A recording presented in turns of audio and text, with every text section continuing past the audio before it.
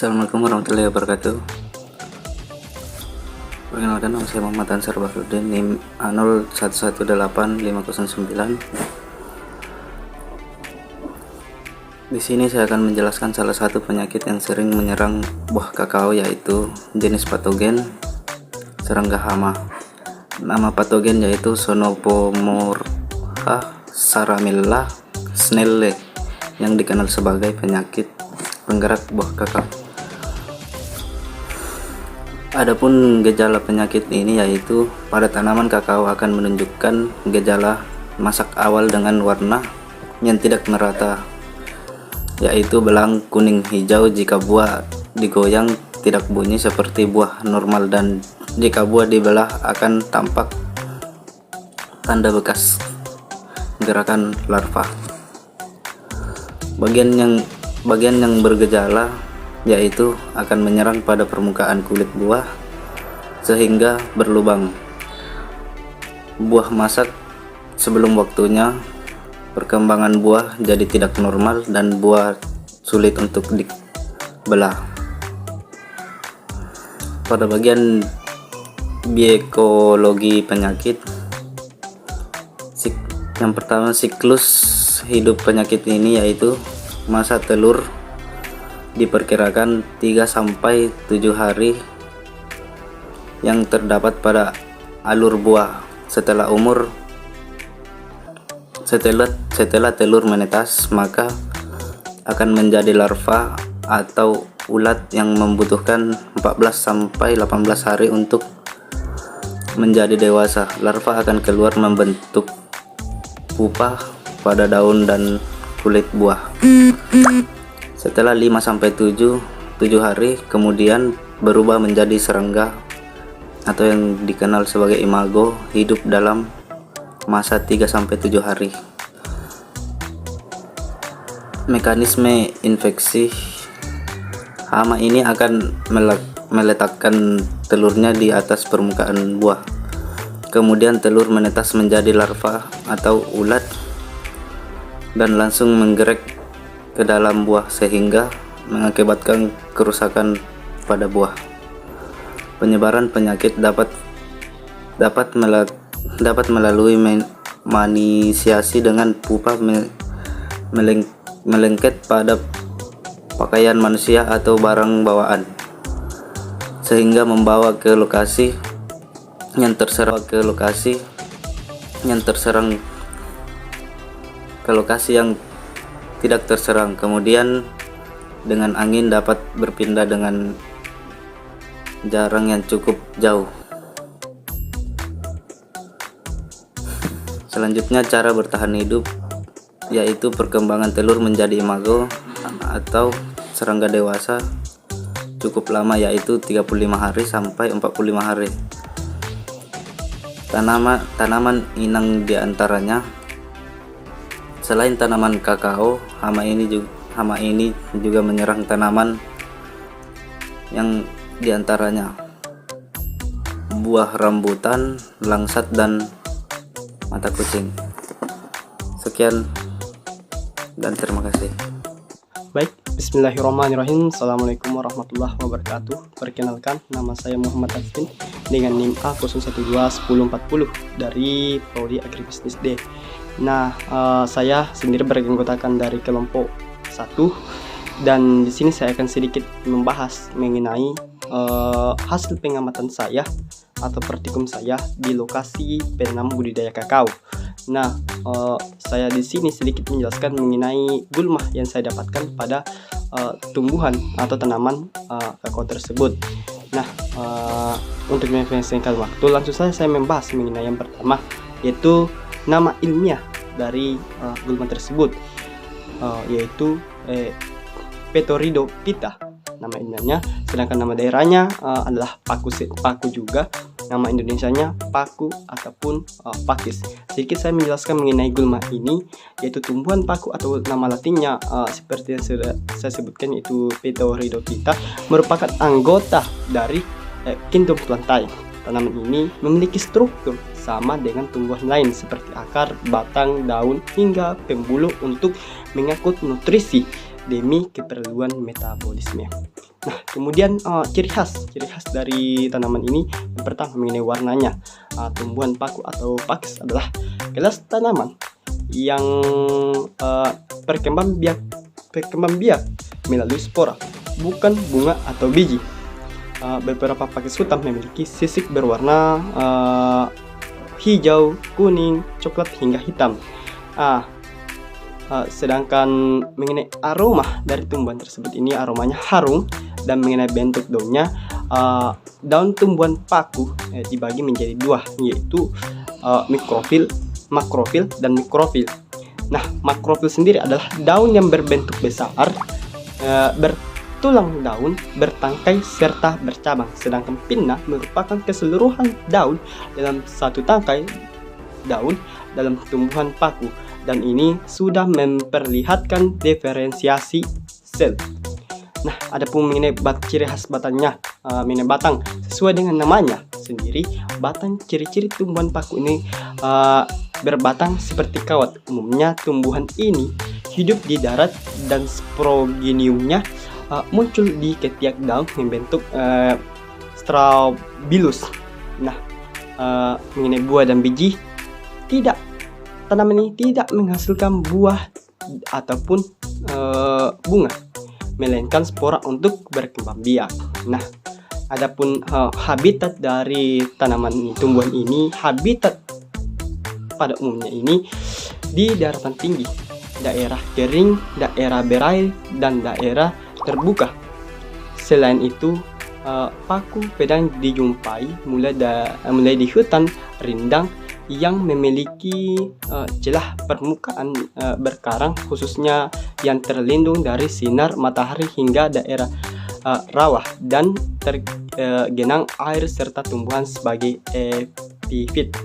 Nah, adapun manfaat dari gulma ini yaitu paku bisa untuk pupuk hijau seperti tanaman azolla yang bersimbiosis dengan anabea atau azolla, bahan campuran obat herbal seperti paku, lycopodium, clavatum, dan aspidium atau fixmas. Ada juga paku yang bisa dimanfaatkan untuk sayuran seperti pakis dan daun semanggi, melindungi tanaman lain. Nah, adapun pengelompokan dari tumbuhan paku ini dibagi menjadi dalam 4 kelas. Yang pertama, Lycopodiaceae atau paku kawat. Yang kedua, Physolopitinae atau paku purba. Yang ketiga itu Piscilinae atau paku sejati. Dan yang terakhir ada yang keempat, yaitu Ecositinae atau paku ekor kuda. Nah, mungkin cukup sekian dari pemaparan mengenai pengamatan saya di lingkungan sekitar saya, dan terutamanya pada tumbuhan komoditi kakao. Kurang dan lebihnya dari penyampaian saya mohon dimaafkan. Sekian, wassalamualaikum warahmatullahi wabarakatuh. Baiklah, pada kesempatan kali ini saya akan menjelaskan tentang hama kutu putih pada tanaman kakao. Kutu putih merupakan kutu yang dapat menjadi hama dan sekaligus juga bisa menjadi alternatif pengendalian hama lainnya seperti penggeret buah kakao dan hisap buah kakao. Populasi kutu dapat berkembang melimpah karena beberapa faktor, antara lain kondisi cuaca yang kering. Populasi kutu putih mencapai puncaknya pada musim panas, yaitu pada suhu sekitar 300 derajat Celcius atau lebih. Penyebaran kutu ini sering kali dibantu oleh semut. Nimfa betina meletakkan telur tepat di bawah tubuh induknya. Telur tersebut umumnya berwarna putih dan diselimuti benang-benang halus yang juga berwarna putih. Setelah menetas, telur menjadi larva yang berwarna kuning dan tubuhnya dilapisi oleh lapisan lilin yang tidak terlalu tebal. Serangan kutu putih pada bunga dan kakao calon buah dapat menyebabkan pertumbuhan buah menjadi abnormal. Buah yang masih muda jika terserang hama kutu putih akan terhambat perkembangannya dan memiliki bentuk yang tidak beraturan, berkerut dan mengeras pada bagian yang terserang karena kutu menghisap cairan pada bagian tersebut serta mudah rontok. Hama kutu putih dapat dikendalikan dengan mengembangbiakkan semut hitam yang dapat berperan sebagai predator telur dan memakan selaput atau lapisan lilin pada tubuh kutu putih. Sekian dari saya dan terima kasih. Terima kasih. Perkenalkan, nama saya Yusron Mandala, NIM A01211041. Di sini saya akan menjelaskan pada bagian penyakit. Nah, contoh yang saya ambil yaitu nama penyakit busuk buah, jenis patogennya jamur atau cendawan, dan nama patogennya Phytophthora palmivora. Adapun gejala pada penyakit ini yaitu awalnya bercak pada buah berukuran kecil, seperti spot-spot yang kotor, tebal, dan terdapat pada setiap fase perkembangan buah. Kemudian bercak berkembang dengan cepat menutupi jaringan internal dan seluruh permukaan buah, termasuk biji.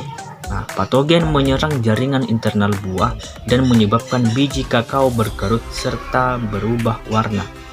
Buah-buah yang sakit akhirnya menjadi hitam dan menjadi seperti mumi. Adapun bagian yang bergejala itu, patogen ini menyerang berbagai bagian tanaman kakao seperti daun, pangkal batang, ranting, pucuk, bantalan bunga, dan buah. Nah, biokologi penyakit ini yaitu berkembang dengan cepat pada lingkungan curah hujan tinggi, kelembapan udara dan tanah yang tinggi, terutama pada pertanaman kakao yang dengan tajuk rapat. Adapun mekanisme infeksinya, proses infeksi patogen diawali dengan penetrasi jamur pada buah kakao, yaitu beberapa saat setelah patogen terkontak dengan air, spora kembara mulai dibebaskan, mengkista dan kemudian menghasilkan bulu kecambah. Nah, penetrasi bulu kecambah melalui mulut kulit, bintik nukleatik kehitaman terlihat antara 24 sampai 36 jam setelah infeksi pada tempat inokulasi. Nah, adapun penyebaran dari penyakit ini yaitu dibantu oleh keadaan lingkungan yang lembab terutama pada musim hujan. Buah yang membusuk pada pohon juga mendorong terjadinya infeksi pada buah lain dan menjalar ke bagian batang atau cabang. Nah, patogen ini disebarkan oleh angin dan air hujan melalui spora. Pada saat tidak ada buah, jamur dapat bertahan di dalam tanah. Adapun cara bertahan patogen ini yaitu dengan melakukan penetrasi baik secara biotik maupun abiotik. Nah, demikian presentasi saya dari penyakit. Saya ucapkan terima kasih. Ya, selamat pagi. Perkenalkan, nama saya Mikael Patasik.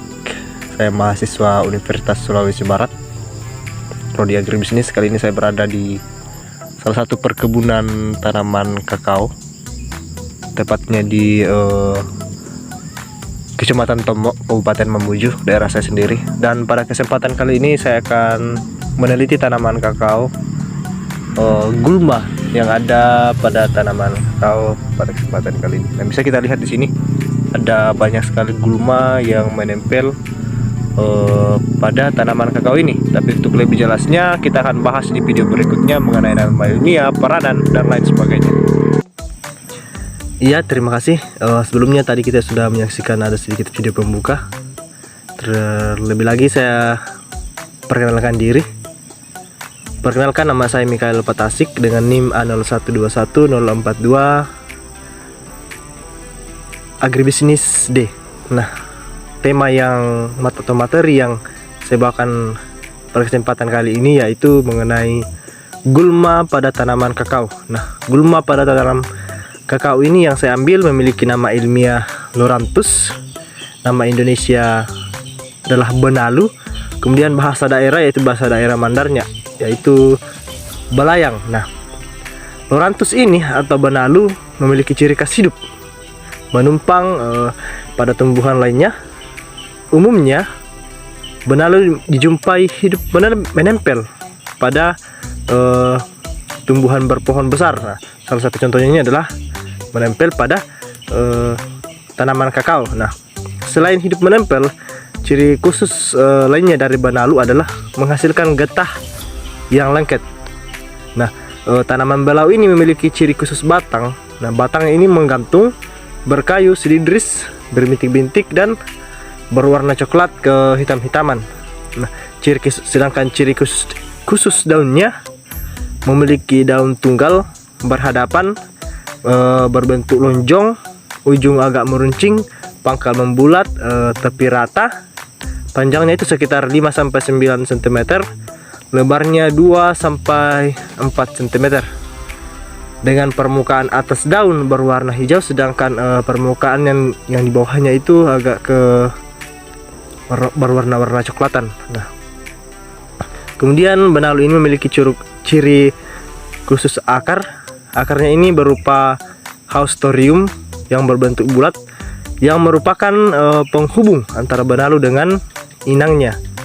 Dan modifikasi akar ini akan menembus kulit dari inangnya, tetapi tidak sampai ke bagian kayu kakao yang dalam. Nah, melalui akar ini benalu mengambil sari makanan dari inangnya. Nah, kemudian benalu ini merupakan tumbuhan parasit yang menempel pada pohon sebagai inang. Nah, habitat tumbuh dari tanaman ini itu di dataran rendah sampai pegunungan dari ketinggian 800 sampai 2300 meter di atas permukaan laut. Kemudian pengelompokannya ini dia termasuk ke dalam benalu jenis berdaun lebar.